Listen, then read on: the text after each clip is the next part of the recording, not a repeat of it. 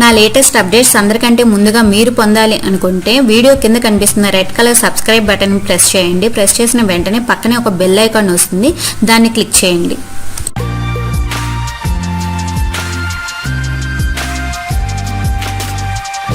Hi friends, welcome to Telugu tech trends.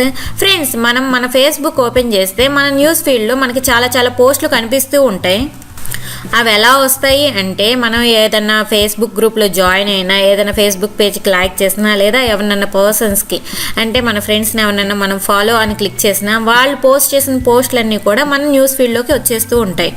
అవి మన news ఫీల్డ్లో కనిపించకూడదు అంటే మనం వాటిని అన్ఫాలో చేయాల్సి ఉంటుంది. అలా కాకుండా వాళ్ళ నుంచి వచ్చే పోస్టులు లేదా ఆ గ్రూప్ నుంచి వచ్చే పోస్టులు మనకి కొన్ని రోజులు కనిపించుకోకుండా ఉండాలి అంటే స్నూజ్ చేయాలి అంటే కూడా మనకి ఫేస్బుక్లో ఆప్షన్ ఉందన్నమాట.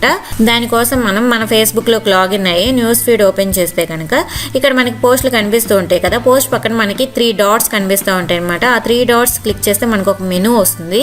ఇక్కడ మనకి స్నూజ్ అని చెప్పి ఆప్షన్ కనిపిస్తుంది. ఇక్కడ స్నూజ్ చూసారు కదా, 2 సార్లు స్నూజ్ అని కనిపిస్తుంది. ఇక్కడ ఏంటంటే నాకు కనిపించే పోస్ట్లో 2 నేమ్స్ కనిపిస్తా ఉన్నాయి. ఒకటి ఏంటంటే పర్సన్ నేమ్, ఇంకోటేమో గ్రూప్ నేమ్ అనమాట.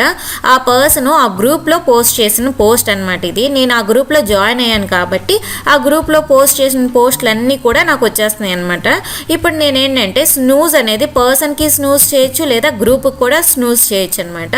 మనకి ఇక్కడ రైట్ సైడ్ ఉన్న 3 డాట్స్ క్లిక్ చేస్తే కనుక ఇక్కడ స్నూజ్ అని చెప్పి కనిపిస్తుంది కాబట్టి ఇక్కడ స్నూజ్ ఫర్ 30 days అని ఉంది కదా. ఆ ఆప్షన్ క్లిక్ చేస్తే మనం ఏంటంటే ఆ పర్సన్ని 30 days స్నూజ్ చేసుకోవచ్చు, లేదా ఆ గ్రూప్ని కూడా మనం 30 days ఈజీగా స్నూజ్ అనేది చేసుకోవచ్చు అనమాట.